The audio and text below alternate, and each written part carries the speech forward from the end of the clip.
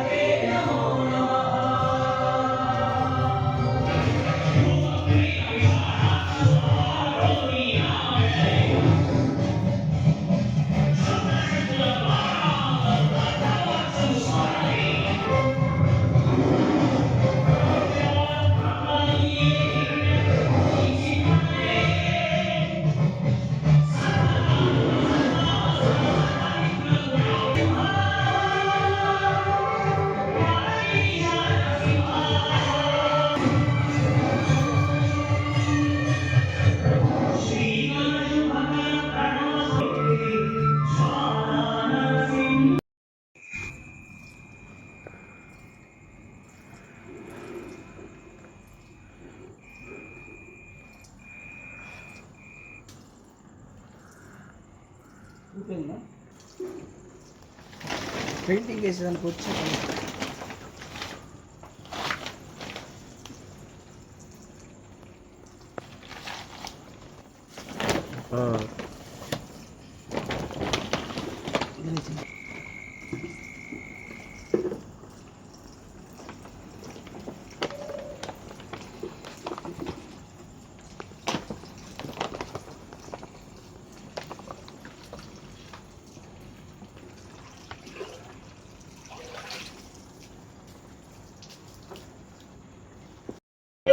ఓంకారూపాయప్ప ఓం ఓం అయ్యప్ప ఓంకారూపాయప్ప అయ్యప్ప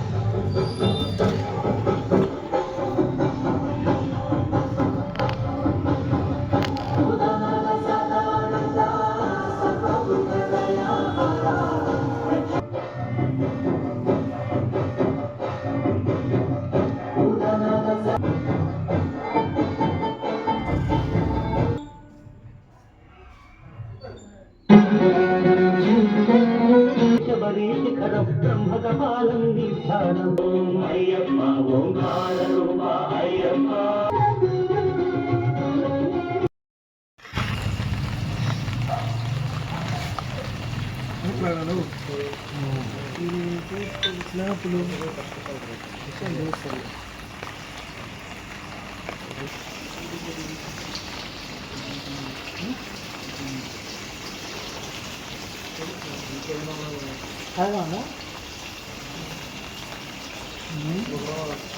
అప్పటికే అయిపోయింది పంది లేకపోతుంది.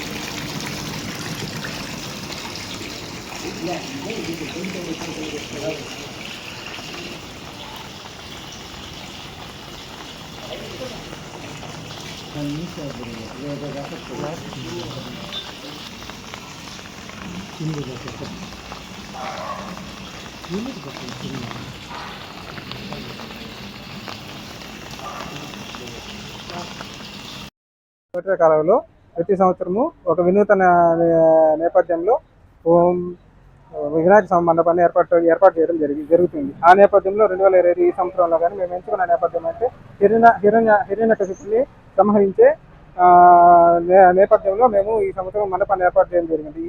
ఈ నేపథ్యం ఎందుకు ఎంచుకున్నామంటే మన పురాణాల గురించి, ఇతిహాసాల గురించి జనాలకు ఇంతవరకు ఇంకా తెలియాలి, ఇంకా తెలుసుకోవాల్సిన అవగాహన చేసుకోవాల్సిన విషయాలు చాలా ఉన్నాయి. తెలిసేందుకు ఈ నేపథ్యం ఎదుర్కొన్నాం. ఈ కథ ఎక్కడ మొదలైందంటే పూర్వము సనక సనందులు అనే సప్త ఋషులు విష్ణుమూర్తిని దర్శించడానికి వచ్చినప్పుడు ద్వారపాలకులైన జయ విజయులు ఇద్దరూ కలిసి వాళ్ళని ఆపుతారంట, మీరు వెళ్ళకూడదు, దర్శనం చేయకూడదు. ఆ నేపథ్యంలో ఋషులైన వారు వాళ్ళకి శాపం ఇస్తారన్నమాట. శాపం ఇచ్చినప్పుడు మీరు రాక్షసులుగా మీరు ఉండరు కాకుండా శాపం ఇచ్చినప్పుడు స్వామి వారు జయ విజయులు బాధపడి స్వామి దగ్గరికి వెళ్ళి, స్వామి మేము ఈ విధంగా శాపగ్రస్తులైనాము, మాకు విమోచనం కలిగించాను అని చెప్పినప్పుడు స్వామి వారు వచ్చి మీరు మూడు జన్మలు రాక్షసులుగాను పుట్టి నాచే మరణం చేయించి నా ఐక్యం అవ్వగలరు, లేదు 7 జన్మలుగా మీరు ఉండి నాలో ఐక్యం ఇవ్వగలిగినప్పుడు అన్ని సంవత్సరాలు మేము ఉండలేము స్వామి, రాక్షసులమైనా సరే మేము 3 జన్మలతో మీ ఎందు ఐక్యం అవ్వాలని చెప్పేసి వరం కోరినప్పుడు నేపథ్యంలో మొదటి జన్మలో హిరణ్యకశిపుడుగా జయ విజయులు జన్మించి స్వామివారితో యుద్ధం చేసి స్వామివారి దగ్గర మరణింపబడి స్వామిలో ఐక్యం అవుతారు. ఈ నేపథ్యాన్ని మనం ప్రజలందరికీ తెలియజేయాలనేసి ఈ వినూతనంగా ఈ మండపాన్ని ఏర్పాటు చేయడం జరిగింది. మన నవభారత్ యువజన సంఘం ఆధ్వర్యంలో ఈసారి బంకమట్టి విగ్రహం ఏర్పాటు చేయడం జరిగింది. అదే కాకుండా ఈసారి మేము తీసుకున్న కాన్సెప్ట్ ఏంటంటే అయ్యప్ప స్వామి కాన్సెప్ట్ అయితే తీసుకోవడం జరిగింది. ఎందుకంటే అయ్యప్ప స్వామి కలిని సంహరించాడు. కలిని సంహరించడం అనేది కాకుండా న్యాయం, ధర్మం దానిపై అయ్యప్ప స్వామి నిలబడి వీటిని కాపాడాడు. అలాగే అయ్యప్ప స్వామి రూపంలో మన వినాయకుడు కూడా ఈసారి మనందరికీ ఎలాగైతే శబరిమల అయ్యప్ప స్వామి ఆలయంలో ఉంటాడో అదే విధంగా మన రామచంద్ర కూల్ డ్రింక్ షాప్ దగ్గర అట్లానే మీకు ఈ 5 రోజులు మీకు కనపడతాడు. మీరు అలాగే సనాతన ధర్మం గురించి మన భావితరాలకు తెలియజేయాలని మాకు ఒక చిన్న ఈ కాన్సెప్ట్ తీసుకురావడం జరిగింది. అలాగే మీరు కూడా బంకమట్టి విగ్రహాలు వాడి మన పర్యావరణం కాపాడతారని కోరుకుంటున్నాం. కొత్తపేట కైకాల వీధి శ్రీకాళహస్తి విఘ్నరాజ గణపతి యూత్ వాళ్ళు మేము చేస్తున్నాము. ఈసారి ఏంటంటే మన శ్రీకాళహస్తి ఎలాగో శ్రీ అంటే సాలిపురుగు, కాళ అంటే పాము, హస్తి అంటే ఏనుగు, ఆ 3 మూగజీవులు ఎలాగ మనకు కాళహస్తి వాయులింగంకి ఎలాగ పూజ చేశాయో అలాంటి కాన్సెప్ట్స్తో ఈసారి మేము ఏం చేశామంటే వాళ్ళ కొడుకైన వినాయకుడిని కూడా ఏనుగు మీద ప్రతిష్ఠించి ఆ 3 మూగజీవులతో పాటు ఈయన కూడా శివుడికి పూజ చేస్తూ అభిషేకం చేస్తూ ఈసారి మేము ఇక ఈ వినాయకుడిని ప్రతిష్ఠించాము అంతే. మనకు కాళహస్తి చరిత్ర మనం ఎలాగో మన జనులకు అందరికీ తెలుసో అలాగా కాన్సెప్ట్తోనే ఈ వినాయకుడిని మేము రూపొందించాము.